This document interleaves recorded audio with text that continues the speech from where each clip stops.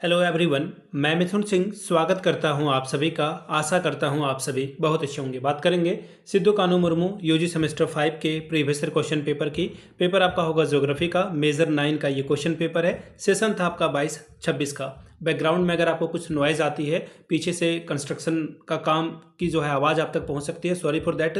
मैं कुछ कर नहीं सकता क्योंकि पड़ोस में ना 2-3 घरों में एक साथ काम जो है स्टार्ट हो चुका है और वीडियो बनानी भी ज़रूरी है। वो बोलते हैं ना, परफेक्ट टाइम का इंतज़ार अगर आप करते रहोगे तो वो परफेक्ट टाइम आज तक कभी नहीं आ पाया है। ये आपको मैं एक सीख देने की कोशिश कर रहा हूँ एक बड़े भाई होने के नाते, कि कभी भी इस तरह की गलतफहमी में ना रहें कि परफेक्ट टाइम आएगा और आप अच्छा प्रदर्शन कर पाओगे।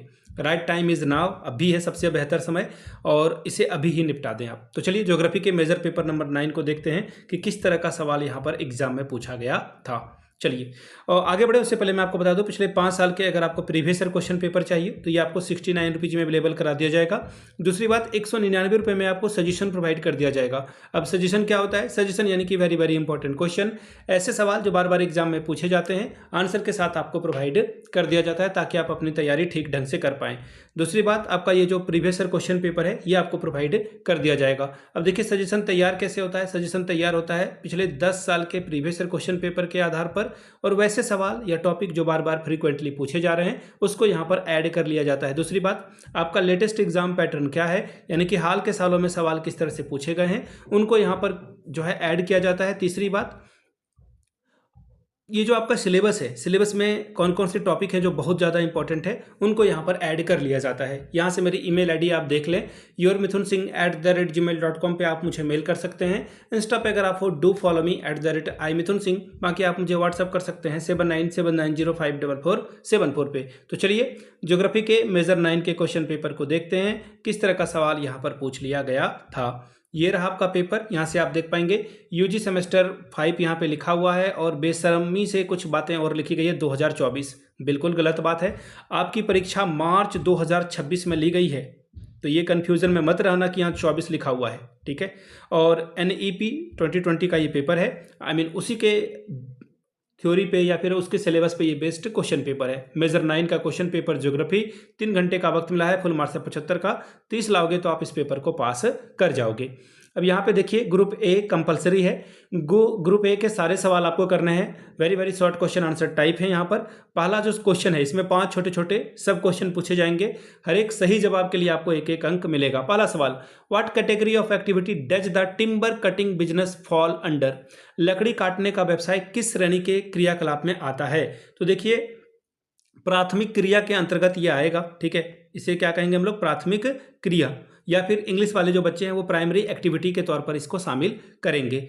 अगला सवाल, what is apiculture related to? Apiculture किससे संबंधित है? तो देखिए एपीकल्चर जो है बी, एक सेकेंड में लिख दे रहा हूँ, बी कीपिंग से, यानी कि मधुमक्खी पालन से जो है एपीकल्चर संबंधित है, ठीक है। कई बार ये जो है SSC रेलवे में सवाल पूछा जा चुका है, आपसे भी पूछा गया है कि एपीकल्चर किससे संबंधित है, तो एपीकल्चर जो है वो मधुमक्खी पालने से संबंधित है। तीसरा सवाल, name of the sector who gave the industrial location theory? औद्योगिक अवस्थिति सिद्धांत देने वाले विद्वान का नाम बताएं, उनका नाम क्या था? तो देखिए इनका नाम अल्फ्रेड वेबर था। मैं लिख दे रहा हूं नाम इनका, अल्फ्रेड वेबर, आप लोग लिख लीजिएगा। बाकी हिंदी में भी मैं जो है कोशिश करूंगा कि लिख ही देता हूं, ठीक है। हिंदी में भी लिख दे रहा हूं ताकि हिंदी वाले बच्चे भी इसको समझ पाएं। अल्फ्रेड वेबर, ठीक है, ये रहा नाम। आगे देखिए अगला सवाल क्या बोला गया है, right the name of a fastest mode of a transportation, यानी कि परिवहन का सबसे तेज साधन बताएं जो सबसे जल्दी जो है ये काम कर सकता है। तो एयर ट्रांसपोर्टेशन, यानी कि आप अगर वायुयान का इस्तेमाल करोगे या फिर वायु सेवा का ट्रांसपोर्टेशन का इस्तेमाल करोगे तो सबसे तेज काम हो पाएगा। What is footloose industry? Footloose उद्योग क्या है? तो देखिए फुटलूज उद्योग उसे कहते हैं जहां पर कहीं भी इसको आप स्थापित कर दो, ठीक है, कहीं, या फिर माल वजन की जो है ज़्यादा इस पे जो है रिसोर्सेज पे यानी कि संसाधन पे डिपेंडेंट नहीं होता है। कहने वाली बात है कि छोटे मोटे पूंजी से लगा करके आप इसे जो है स्टार्ट कर सकते हो। देखना जो कुछ चप्पल के दुकान वगैरह जो है लगाए जाते हैं छोटे छोटे, 150 रुपये में दे ले लो, 2 ले लो, शर्ट की दुकान या फिर सिम बेचने वाला, तो ये सब क्या करते हैं, ये फुटलूज उद्योग हैं। मैंने डेली लाइफ से एग्जांपल दिया, बाकी इसका एग्जांपल और भी बेहतर हो सकता था। बात करेंगे शॉर्ट क्वेश्चन आंसर की। 5-5 नंबर वाले 2 सवाल हैं, आपको ठीक ढंग से लिखना है, 5-5 अंक आपको मिलेगा। Briefly discuss the importance of international trade, अंतर्राष्ट्रीय व्यापार के महत्व की संक्षिप्त में चर्चा करें। डिफाइन नॉलेज बेस्ड टेक्नोलॉजी, ज्ञान आधारित प्रौद्योगिकियों को परिभाषित करें। 5 नंबर ये आपको देकर जाएगा। ग्रुप बी की बात करेंगे, लॉन्ग टाइप के क्वेश्चन आंसर हैं, दीर्घ उत्तरीय प्रश्न, 4 सवालों का जवाब दीजिए, 15 चौके 60 नंबर, 15 4 और 60 स्कोर कर सकते हो आप। The very first question is discuss the nature, scope, importance of economic geography, आर्थिक भूगोल की प्रकृति, विषय क्षेत्र और महत्व की विवेचना कीजिए। अगला सवाल है explain Weber's theory of industrial location in detail, weber के औद्योगिक अवस्थिति सिद्धांत की विस्तार से व्याख्या करिए। ढंग से क्वेश्चन पढ़ा होता ना तो 1 नंबर आपको यहां से मिल जाता। देखिए आंसर आपको दिख रहा है ना, क्वेश्चन एक एमसीक्यू पूछा गया था यहां से।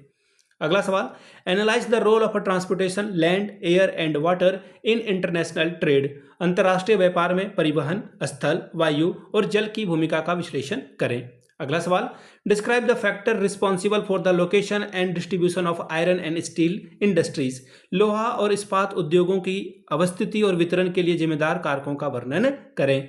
8वां सवाल explain the concept of human resource development and discuss its indicators, मानव संसाधन विकास की अवधारणा को समझाएं और इसके संकेतों को यानी कि इंडिकेटर की विवेचना करें।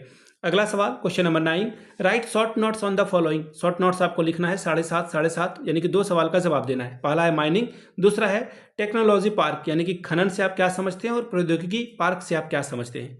तो ये था आपका ज्योग्राफी का पेपर। अगर आपको पिछले 5 साल का PYQ चाहिए तो ये आपको 69 में, अगर आपको सजेशन चाहिए तो 199 में प्रोवाइड कर दिया जाएगा। यहाँ से मेरी ईमेल आईडी आप देख सकते हैं, yourmithunsingh@gmail.com पे आप मुझे मेल कर सकते हैं। इंस्टा पे अगर आप हो डू फॉलो मी @imithunsingh, बाकी आप मुझे व्हाट्सअप कर सकते हैं 7979054474 पे। वीडियो को आपने यहाँ तक देखा, प्यार दिया, इसके लिए आप सभी का बहुत बहुत शुक्रिया। Have a good day.